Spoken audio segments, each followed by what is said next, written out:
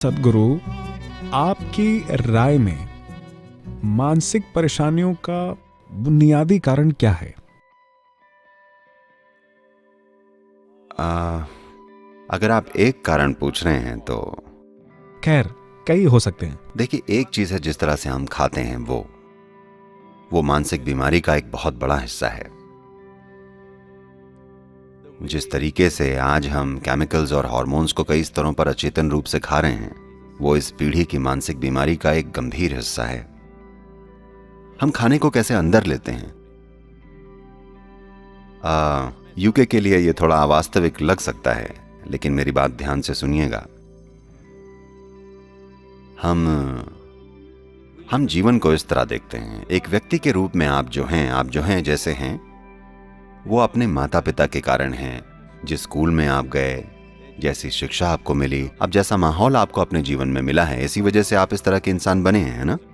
हम बहुत सारी चीजें ग्रहण करते हैं, तो हर समय आप ग्रहण करते रहते हैं। आप जो ग्रहण कर रहे हैं वो बस जानकारी और विचार नहीं है। जीवन बहुत सारे स्तरों पर ग्रहण करता है, ये ऊर्जा के स्तर पर ग्रहण करता है। तो भारत में हम ध्यान रखते हैं कि कहीं भी अगर आप कुछ ग्रहण करना चाहते हैं तो पहली चीज है कि आप अपनी पालथी लगाते हैं। ठीक है, अभी मैं उसी तरह बैठा हूं, शायद आपको दिखाई ना पड़े, लेकिन पहली चीज है कि आप पालथी लगा लेते हैं, क्योंकि हम अपने शरीर के निचले हिस्से से ग्रहण नहीं करना चाहते। हम चाहते हैं कि कोई भी पॉजिटिव चीज को ग्रहण करने का मतलब है कि हम अपने शरीर के ऊपरी हिस्से से ग्रहण करना चाहते हैं। तो अगर आप किसी जगह पर जाएं जहां हमें लगता है वो ऊर्जा की दृष्टि से शक्तिशाली है, तो पहली चीज है कि हम अपनी पालथी लगाते हैं और अपने हाथ खुले रखते हैं। जानते हैं, योग के शरीर विज्ञान में ये ऐसे है। इसके अनुसार 112 चक्र हैं, 114 हैं, लेकिन असल में मानव सिस्टम में 112 हैं। इन 112 में कुल 7 श्रेणियां हैं, हर एक में 16 होती हैं। इन 7 को दुनिया में आज आमतौर पर चक्रों के रूप में जाना जाता है। तो पहले 3 जीवन संरक्षण प्रक्रिया के लिए हैं, और बीच में मौजूद एक इनके मिलने को दर्शाता है। यहां से अनाहत और उसके आगे ये जीवन की आत्मबोध की प्रक्रियाओं से जुड़े हैं। तो उस मायने में ये महत्वपूर्ण है कि आप कुछ खास चीजें खास तरीके से ग्रहण करें। खाने को ग्रहण करने की दृष्टि से बहुत बुनियादी स्तर माना जाता है। हम खाना कैसे ग्रहण करते हैं, हम क्या ग्रहण करते हैं, ये बहुत महत्वपूर्ण है। आज हम क्या ग्रहण कर रहे हैं? फिलहाल आप देखेंगे, जैसे जैसे समाज ज्यादा से ज्यादा अमीर होते जाते हैं, वो बुरे से बुरा खाना खाने लगते हैं, जिसे भारत का गांव वाला व्यक्ति छुएगा भी नहीं। बहुत प्रगतिशील शहर उस किस्म का खाना खा रहे हैं। जब मैं उस किस्म का खाना कहता हूं, लगभग हर चीज जिसे आज पश्चिमी समाज इस्तेमाल कर रहा है, वो कम से कम 30 से 60 दिन पुरानी होती है। योग में भोजन को सत्व, रजस और तमस के रूप में बांटा गया है। तमस यानी जड़ता। अगर आप कोई भी चीज खाते हैं जिसमें तमस है, तो आपके शरीर में जड़ता आ जाएगी। जड़ता का मतलब ये नहीं है कि आप बस आलसी हो गए हैं। Inertia means certain things slow down.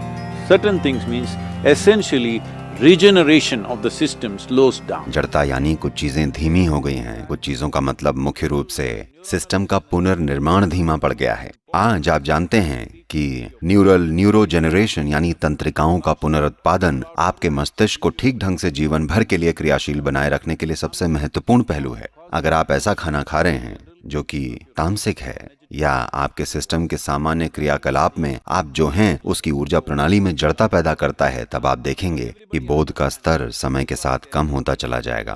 क्योंकि हर कोई इस बात को समझता है, इसीलिए वो कोका कोला या कॉफी या अल्कोहल या किसी और चीज के कई कप पी रहे हैं, क्योंकि वो जानते हैं कि उन्हें उसे संतुलित करने की जरूरत है। तो एक चीज होती है जिसे विरुद्धाहार कहते हैं, यानी कि अगर आप एक चीज खाते हैं और फिर दूसरी चीज अंदर डालते हैं जो उसके विपरीत काम करती है, तब आपके सिस्टम में एक युद्ध छिड़ जाता है। आप जानते हैं, पाचन की प्रक्रिया मुख्यतया अम्लीय और क्षारीय और इन सब चीजों के बीच में होती है। मिसाल के लिए, आप मांस खाते हैं जो चर्बी है। अगर आपने इसे सिर्फ ऐसे ही खाया होता तो ये उतना नुकसान न करता, लेकिन अगर आपने उसे चावल और घी के साथ खाया, आप उसे बिरयानी कहते हैं, और आपने उसे खाया, अब नुकसान बड़ा होगा, क्योंकि ये दो चीजें एक साथ नहीं चलेंगी। इसीलिए कोई मांसाहारी भोजन और दूध के उत्पाद को कभी साथ में नहीं खाया जाता था, क्योंकि जिस पल आप उन्हें मिलाते हैं ये एक दूसरे के खिलाफ काम करेंगे और आप खुद के अंदर एक लड़ाई पैदा कर लेंगे। योग संस्कृति में भोजन को आपके पेट की थैली में 2.5 घंटे से ज्यादा नहीं रहना चाहिए। 2.5 घंटे के अंदर इसे आगे बढ़ जाना चाहिए, या आपको पेट खाली महसूस होना चाहिए। भूख नहीं लगेगी, बस पेट खाली रहेगा, और वो अच्छा है। हम अपने पेट को हमेशा खाली रखना चाहते हैं, क्योंकि खाली पेट में हर चीज बढ़िया काम करती है। और आंत का स्वास्थ्य एक ऐसी चीज है जिसको आज पूरी तरह से नजरअंदाज कर दिया गया है। आप अपनी आंत को साफ नहीं रखते तो अपने मन को संतुलित अवस्था में रखना बहुत मुश्किल है। तो आयुर्वेद और सिद्ध में पहली चीज, अगर आप कुछ भी कहते हैं, आपको रात में नींद नहीं आती, आपको किसी चीज से परेशानी है, हल्का किसी किस्म की मनोवैज्ञानिक समस्या है, तो पहली चीज है सफाई। सिस्टम को साफ कर दीजिए, आंत को साफ कर दीजिए। अचानक आप थोड़ा संतुलित महसूस करते। जरूरी अभ्यासों से आप सुधार ला सकते हैं। कैसे हम कोई व्यक्ति जो अभी तकलीफ में है उसके लिए इसे कैसे किया जाए? उसके लिए एक करुणामय दृष्टिकोण की जरूरत है, न कि एक मानक दृष्टिकोण की, मेरा तरीका या तुम्हारा तरीका। इसे संभालने का ये बहुत बेवकूफ़ी का तरीका है कि इसे इसी तरीके से किया जा सकता है, क्योंकि इंसान वैसे नहीं है।